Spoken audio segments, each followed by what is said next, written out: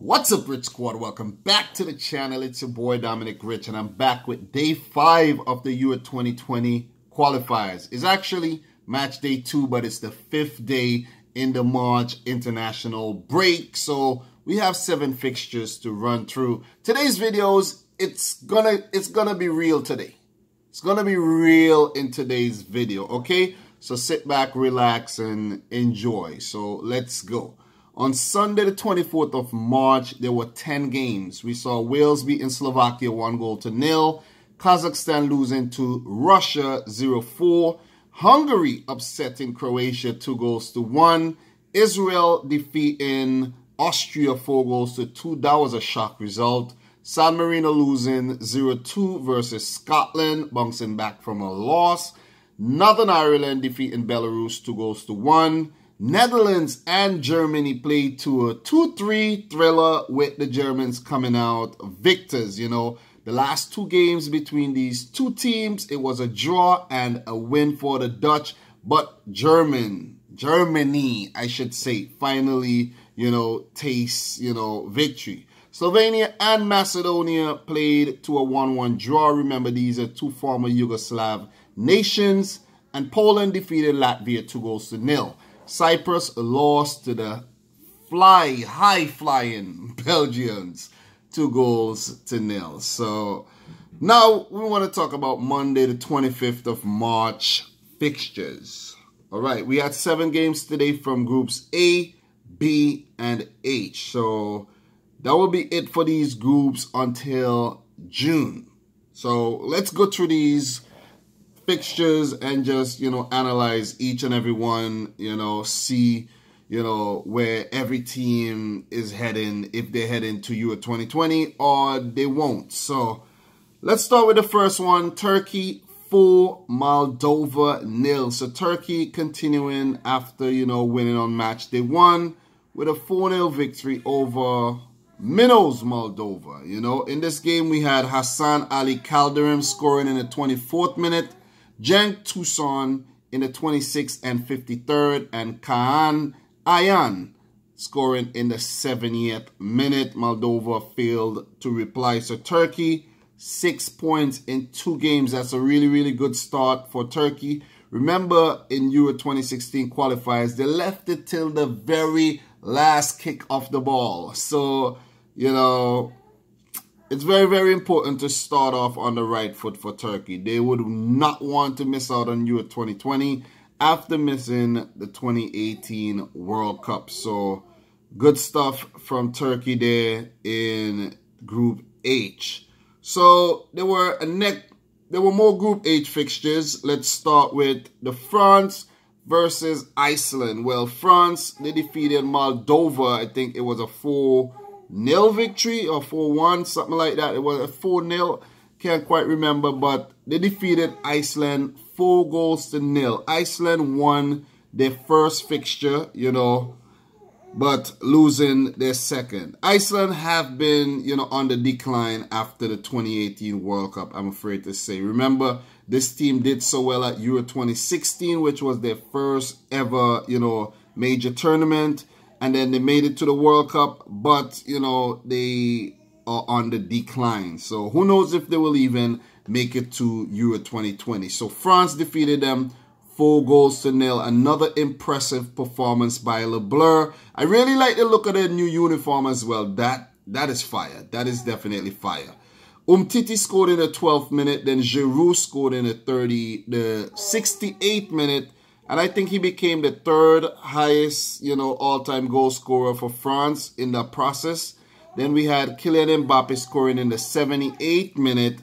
And then Antoine Griezmann chipping in again in the 84th. So really, really good stuff by France there. It seems like they're going to march into the Euros, in flying colors. They might even have a perfect record going into the tournament because it's an easy group, Andorra, Albania, Iceland, Turkey, Moldova. It seems like Turkey might be the only team to actually threaten, and I don't even think Turkey is going to threaten. France might win every single game in their group and, qualify with perfect points with like ridiculous goal difference. So on to the final Group H fixture for this current Euro 2020 qualifiers.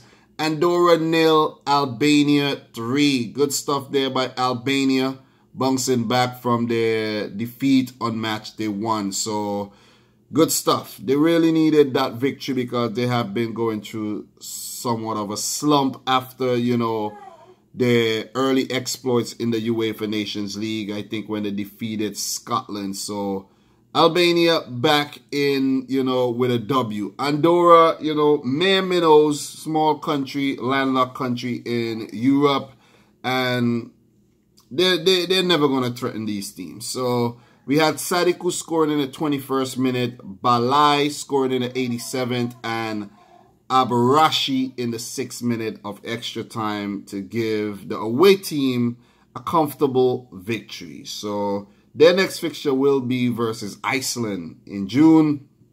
Moldova will play Andorra in June as well. So they may look to pick up points from that fixture. That might be the only fixture they might pick up points, you know, from, because these opponents are, you know, far superior than they are. We had fixtures in Groups B and Group A. So I want to leave the biggest one for last, the one that I'm actually going to talk about the most. I saw, you know, the majority of that game, which is the Montenegro versus England. So I leave that one for last. So let's talk about the Group B fixtures.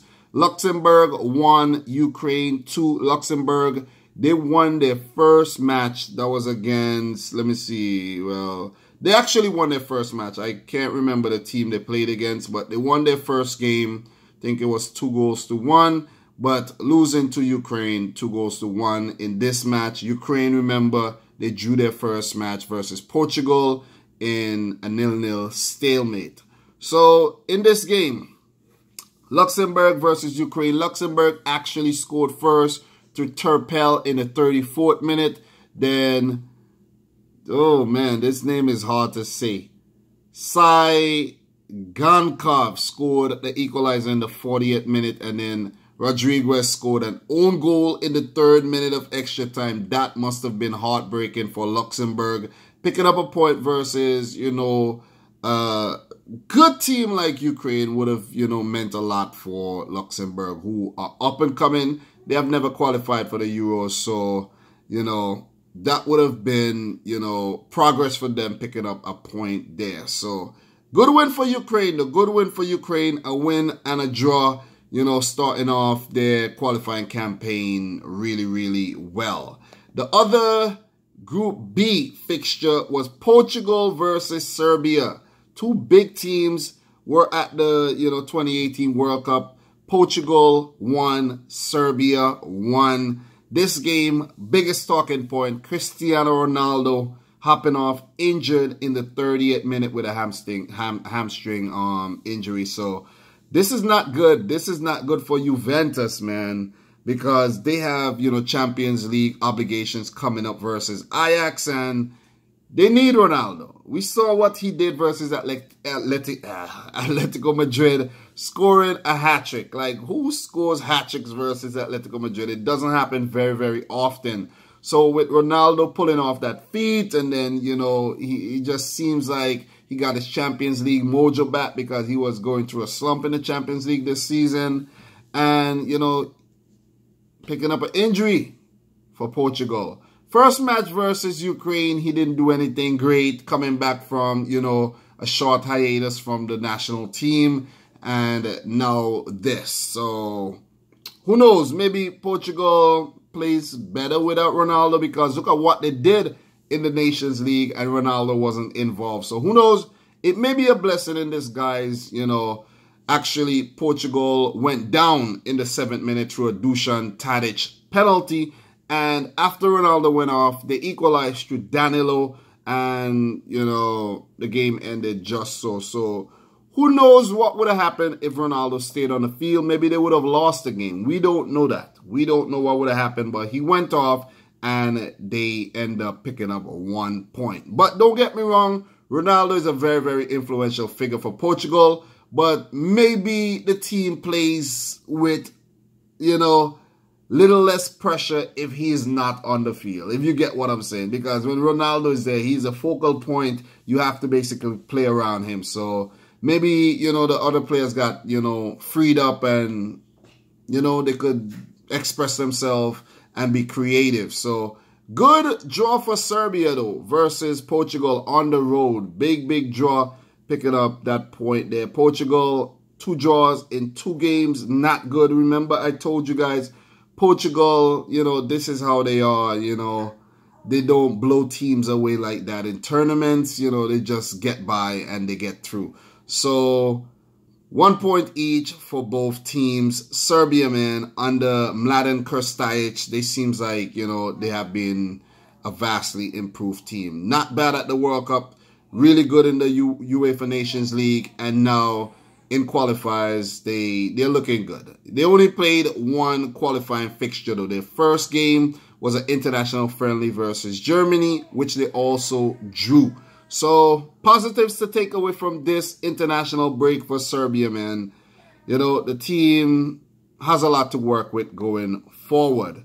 So, guys, let's move on to Group A, where we had Kosovo and Bulgaria playing to a 1-1 draw. This is Kosovo's first, you know, Euro 2020 qualifying game. They played an international friendly versus Denmark, which they drew 2-2. So, a lot of positives to take away from this break as well for Kosovo.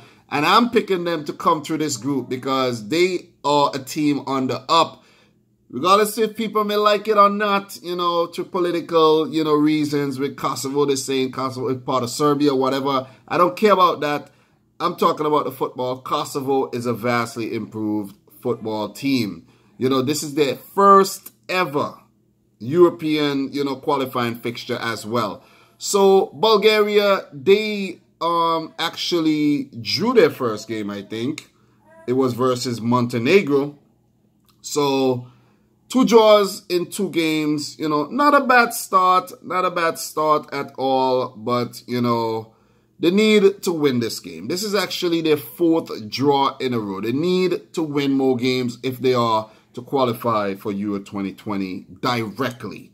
So, in this game for Kosovo, this was actually a home game for Kosovo, but Bulgaria scored first through Bajikov in the 39th minute, and then Zanelli equalized in the 61st to pick up a very important point for the home team. So, good stuff there by Kosovo. And guys, last but not least, I don't want to make today's video too long, but last but not least, Montenegro 1, England 5. I started watching this game, and then during halftime, I fell asleep because I came home from work. And then I woke up when the 3rd goal was scored by England, and then I didn't wake up until maybe after 6 my time when the game was long over. So, you know, I don't think I missed anything big. You know, England had already taken back control of the game, and I didn't miss anything. But what I did actually miss anything. I missed the big incident that I want to talk about. Pardon me, I missed the big incident what I want to talk about, which is, you know, the whole racism thing that went on in the game against Danny Rose or whoever black player was on the England team, you know, in the game. So, Montenegro 1, England 5, man. Montenegro opened the scoring in the 17th minute through Veshovic. That was against the run of play. England controlled the game for the entire first 15 minutes. And the first breakaway from Montenegro, they scored, you know. Michael Keane failing to clear the ball properly with a header. It came back to Veshovic. He looked to pass it to a teammate. It bounced off the foot of the defender, came back to him. He went around. He put it past Pickford. They were up. And I was like, is England actually going to lose this game after spanking the Czech Republic 5-0? Yes, I think the Czech Republic was a team I think I was looking for. I can't remember. Earlier, I was looking for the other team in this group. Maybe not. But anyways, 5-0 versus the Czech Republic. And I was like, are they going to lose this game? But no, England replied very, very quickly 13 minutes later, Ross Barkley free kick. Michael Keane on the end of it. Thumping header. You know, him towering over a very tall Stefan Savic of Atletico Madrid. And bam, England equalized.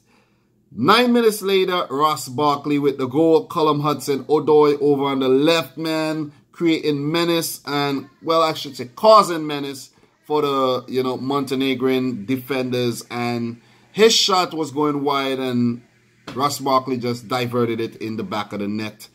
It was 2-1 at halftime. Third goal was scored by Barkley. Really, really good shot. Then Kane chipped in with one. And then Raheem Sterling scoring, I think, his 6th goal in, you know, let me see, 6th goal in 5 games, I think, you know, for his country. And before that, he had only scored like 2 or 3 goals in like 40-something plus appearances. So the man is on fire, man. And at that point when he scored, he, you know, I think he was gesturing to the crowd that, you know, he's silencing the racists in the crowd, because there was a racist incident when I think some people in the crowd made like monkey gestures or made monkey songs towards, you know, Danny Rose. That is horrible. I actually want to talk about that right now. This is just very, very, very bad, you know. In this day and age, 2019, people are still actually doing racist stuff like this. I don't get it. I really, really don't get it. You know? Like, instead of coming out and enjoying the game, you come out with the intention of, you know, taunting people of other races. Like, especially, let's say, black people. Like, you knew black people were on the English team. You knew you were going to come out to watch the game. You know, because your team is losing the game, you're so loser and you start, you know, acting like an asshole. It's just plain and simple. You know, I'm not going to sit back and say the whole Montenegro, you know, is racist or everyone in the stadium is racist. There's always a few, you know, bad apples that just spoil the whole thing for everybody. And, you know, Gareth Southgate said he's going to lodge a complaint. And when UEFA does look into it, when FIFA does look into it, Montenegro might face a, you know, stadium ban. They might have to play behind closed doors for their next 2 matches or something like that. And it will affect the team. So it's really, really stupid. I don't think people think about, you know, these things before they actually do them. These people should be, it should be investigated. They should be banned from, you know, watching football games for the rest of their lives. Or maybe, you know, after some other, you know, suitable punishment. But it's just horrible. We keep seeing this in the game time and time again. We're seeing it, you know, in Russia. We're seeing it in Italy. You know, we're seeing it even in England. We're seeing it, you know. It needs to stop. It definitely needs to stop. Maybe in Spain as well. I may be missing some other places. But it needs to stop. There's no, you know, place for racism in the sport. None whatsoever. And I'm talking about racism, black versus white, or black versus, you know, Indians or Chinese, or those against blacks. So just come together, play the game, you know, let your skills talk, and stop with the racism bullshit. Simple as that. I can't say it any other way. You know, stop being so losers. Some people, you know, you're back in a team and you still, they have black players in a team and you're still, you know, being racist. It's just dumb. It's just dumb. I'm talking about, like, for example, like over in Italy when you see it happen. Like, it's just stupid. But you know what's ironic about this whole situation? Montenegro. Montenegro. Negro means black. You know, Black Mountains, Montenegro. And they actually have, you know, a whole bunch of racist people in Montenegro. There's racist people everywhere. Don't get me wrong. There's racist people in every single country you can think of. Especially where I'm from, America. But, you know, There's no place for it. There is no place for it in sport whatsoever. And that's all I got to say about that. But well played England, scoring 5 again. So that's 10 goals in 2 games with Raheem Sterling scoring 4. You know, Ross Barkley chipping in with 2, I think. Yes, 2. Harry Kane with 2. The team is looking good, man. This English team is looking poised to win a major tournament in the next 2 years or so.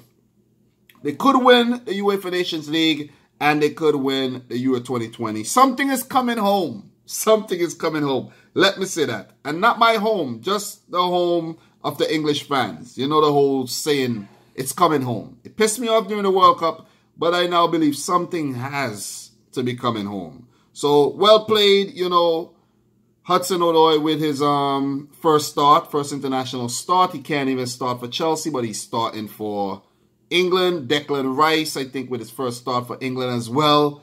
You know, the team is really good, man. Danny Rose coming back into things. You know, the team is young, vibrant, and it's looking good. All good things I have to say about England. So 6 points for England in 2 games. Montenegro, 1 point in 2 games. Not looking good. I really hope, to be honest, after this whole situation, I hope Montenegro does not qualify for the Euros. They have never done so, and I don't think they are going to qualify for the Euros after this. They basically fuck themselves. Period. But anyways, recap for the standings. England, Group A, England on top with 6 points. Bulgaria second, 2 points. Wow. Look at the disparity in this group. Kosovo third, 1 point from 1 game. Montenegro, 1 point from 2 games. Czech Republic, no points from 1 game. Group B, Ukraine, 2 matches played, 4 points. Luxembourg, 3 points after 2 games. Portugal, 2 points after 2 games. Hey, Liam, you want to come in the video, Liam? He's making a lot of noise today. You know, Serbia, 4th, 1 point. Lithuania at the bottom of the table without a point. Group C, we have Northern Ireland topping that group so far with 6 points. Germany second, 3 points. Netherlands third, 3 points. Estonia and Belarus at the bottom without a point. Group D, Switzerland topping that group. These teams actually play tomorrow. Republic of Ireland second. Denmark yet to play. They will definitely play tomorrow. Gibraltar and Georgia at the bottom of the group. Group E, Slovakia, 3 points. Wales, 3 points. Hungary, 3 points. Croatia, 3 points. And Azerbaijan without a point. This is going to be, you know, a really closely contested group. I can tell. Group F, Spain. They will play tomorrow in Group F as well. Spain, 3 points. Sweden, 3 points. Malta, 3 points. Romania, Norway, Faroe Islands, all without a point with a -1 goal difference. Group G, Poland topping that group so far. Poland always do very, very well in qualifiers. The last few qualifiers, they have been doing really, really well. But when they get to the main tournament, not so good. So 6 points in 2. Israel, 4 points in 2. Macedonia, 4 points in 2. Slovenia, 2 points in 2. Unbeaten. This might be a close group as well. So we have Austria and Latvia without a point after 2 games each. Not good by Austria at all. Group H, France, man. France might just run right into the tournament after winning the 2018 World Cup. Not doing, you know, so well in the Nations League, though. Turkey, man. Turkey starting off, you know, really fast out the blocks with 6 points in 2. Albania, 3 points. Iceland, 3 points. Andorra and Moldova without a point. Group I, Belgium, flying high, 6 points. Russia, second, 3 points. Kazakhstan, third, 3 points. Cyprus, fourth, 3 points. Scotland, fifth, 3 points. This might be a closely contested group too. San Marino without a point. They might not get a single point. I don't even think they ever got any points in qualifiers. I may be wrong. Maybe 1 point or so, but worst team in Europe. One of the worst teams in the world. Group J, Greece. Think we have action from Group J tomorrow as well. Greece 3 points, Italy 3 points, Bosnia and Herzegovina 3 points, Armenia, Finland, and Liechtenstein all without a point.